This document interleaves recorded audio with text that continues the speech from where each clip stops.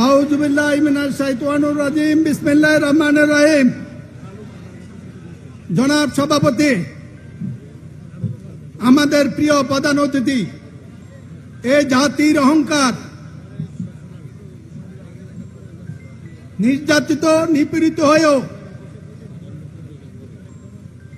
একদিনও যিনি দেশের মানুষের কথা বলেন নাই, দেশের স্বার্থের প্রশ্নে জাতীয় ও আন্তর্জাতিক কোন কায়েমি স্বার্থের সাথে আপোষ করেন নাই,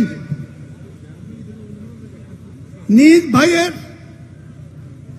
দুঃখজনক বিনা চিকিৎসায় নির্যাতিত হয়ে শাহাদাত বরণ করার পরে যাকে দাফন করার জন্য দেশে আসতে পারেন নাই, আপন মা, জাতির মা, আমাদের মাতা, গণতন্ত্রের মাতা দেশনেত্রী বেগম খালেদা জিয়ার চরম দুঃসময়ে চিকিৎসার সময়ে যিনি দেশে এসে তার পাশে দাঁড়াতে পারেন নাই, দেশের স্বার্থ আপোষ করে আসেন নাই, সরকারের তরফ থেকে প্রস্তাব ছিল যেটা বিনা ভরে প্রত্যাখ্যান করে যে তারেক জিয়া দলকে ঐক্যবদ্ধ রেখে এই পর্যায়ে নিয়ে এসেছেন আজকের প্রধান অতিথি জনাব তারেক জিয়া। তোমাকে সালাম, লাখো সালাম, অভিনন্দন। ভাই ও বন্ধুগণ, এখানে তিনজন মৃত্যুজয়ী নেতা কাকতালীয় হয়ে গেছে। তারেক জিয়ার কথা বলেছি, যে নির্যাতন, শারীরিক নির্যাতন তারেক জিয়া ভোগ করেছে, আমার জীবনে কোন সময় এর অর্ধেকের সাথে দেখা হলে আমি রাজনীতি করতাম কিনা সন্দেহ। আজকে তারেক জিয়া এখানে আছেন। আর একজন মৃত্যুজয়ী নেতা, ছাত্র জীবনে যিনি মেধাবী ছাত্র নেতা ছিলেন, চাকরি জীবনে যিনি সুখকর জীবন পালন করতে পারতেন, শুধু দলের দুর্দিনে মুখপাত্র হয়ে দায়িত্ব পালন করেছিলেন বলেই ফ্যাসিস্ট সরকার তারেক জিয়াকে গুম করে, ফ্যাসিস্ট সালাউদ্দিনকে গুম করেছিল। দীর্ঘদিন পরে আজকে দলের প্রয়োজনে, জাতির প্রয়োজনে, জনগণের কাছে দায়িত্ব পালন করছেন আমার প্রিয় ভাই, প্রিয় মানুষ জনাব সালাউদ্দিন। আরেকজনের কথা না বললেই নয়, বরকতুল্লাহ বুলো কুমিল্লার জনগণের পাশে দুর্দিনে দাঁড়িয়েছে। এই অপরাধে তাকে যে নির্যাতন শুরু করেছে, আমি নিজে তা প্রত্যক্ষ করেছিলাম, এর বিরুদ্ধে একটি মামলা দায়ের করেছিলাম। কোন সভ্য সমাজে, কোন সভ্য মানুষ এরকম করতে পারে আমার জানা ছিল না। এই তিনজনই মৃত্যুঞ্জয়ী, তাদেরকে কুমিল্লা স্বাগত জানিয়ে যে নেতৃবৃন্দ সারা জেলা থেকে যে কাউন্সিলর ডেলিগেট এসেছেন, আমি তাদের আপনাদের এই সুখের সময় শুধু অভিনন্দন জানিয়ে বলতে চাই, আমার রাজনৈতিক বয়স 60 বছর।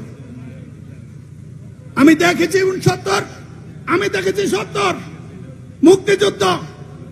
একটা জেলার সম্মেলন এত বড় হইতে আমি কোনোদিন কোথাও দেখি নাই।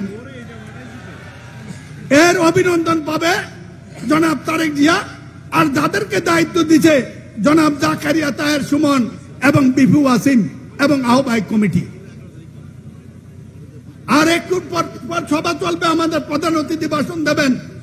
আমরা এখানে কারো ভাগ্য নির্ধারণ করতে আসি নাই, আমরা এখানে এগুলা নিয়ে কথা বলে সবার সৌন্দর্যটা কেউ নষ্ট করেন। আপনাদের একজন প্রবীণ ভাই হিসেবে অনুরোধ জানাবো, এটা সেই জায়গা নয়, সেই পরিবেশ নয়। এখানে কারো মনোনয়ন ঠিক হবে না, কারো পদও ঠিক হবে পরবর্তী পর্যায়ে। সুতরাং আশা করি আমরা পরিবেশ রক্ষা করব। ভাই ও বন্ধুগণ বক্তব্য দিয়েছে, বক্তব্য দেব না। আমিও তারেক জিয়ার বক্তব্য শোনার অপেক্ষা আছি। অনেকদিন সরাসরি বক্তব্য শুনে নাই, আমার ভারপ্রাপ্ত চেয়ারম্যান এটা জানেন। অনেকদিন ধরে তার সরাসরি বক্তব্য শোনার সুযোগ আমার হয় নাই, আজকে শুনবো। শুধু একটি কথা বলতে চাই, 50 বছরের ইতিহাসে বাংলাদেশ জাতীয়তাবাদী দল বিএনপি তারেক জিয়ার নেতৃত্বে আজকে যে অবস্থা এসেছে, এই দেশের সকল শ্রেণী, সকল মত, সকল ধর্ম, সকল শ্রেণী মানুষের প্রিয় দল আজকে বিএনপি। এটা আমি বলি নাই। কয়েকদিন আগে বদরুদ্দিন উমর অতি সম্প্রতি মারা গেছেন, তিনি বামপন্থী করা লোক।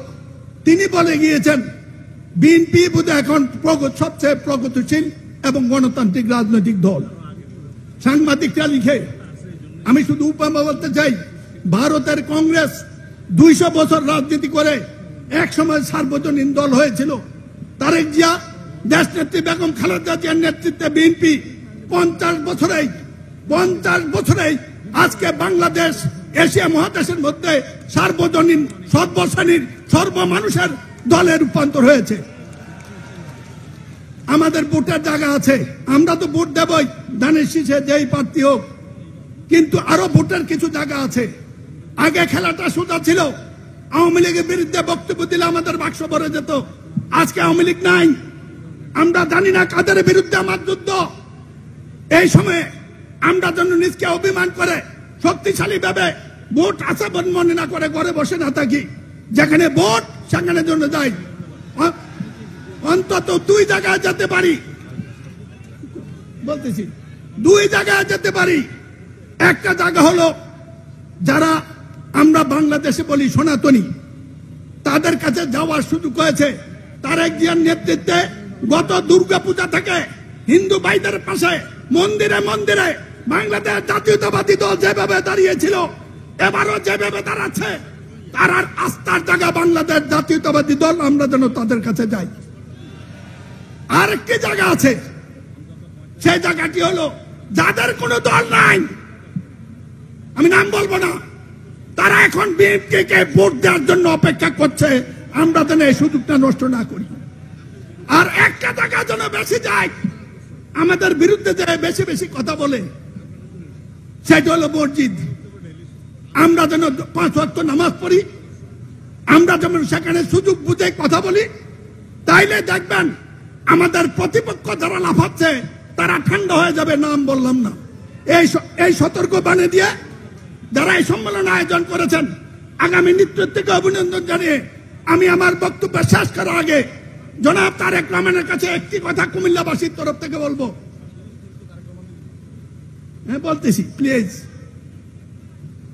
কুমিল্লাবাসীর এই সম্মেলনে জনাব তারেক জি, আপনি আগে বক্তব্য রেখেছেন কিনা জানি না, আগামী দিনে ইনশাল্লাহ বাংলাদেশ জাতীয় বিএনপি সরকার গঠন করলে কুমিল্লা এখনো বিভাগ হয় নাই, কুমিল্লা মেট্রোপলিটন নগরী হয় নাই, ঢাকা কুমিল্লা মহাসড়ক 1 নম্বর সড়ক বেগম খালেদা জিয়া বিএনপি সরকারের সময় 750 কোটি টাকা দিয়েছিল, লুট করে খেয়েছে আজকে মরণ ফাঁদ। আমরা দক্ষিণের লোক কুমিল্লা ঢুকতে পারি না।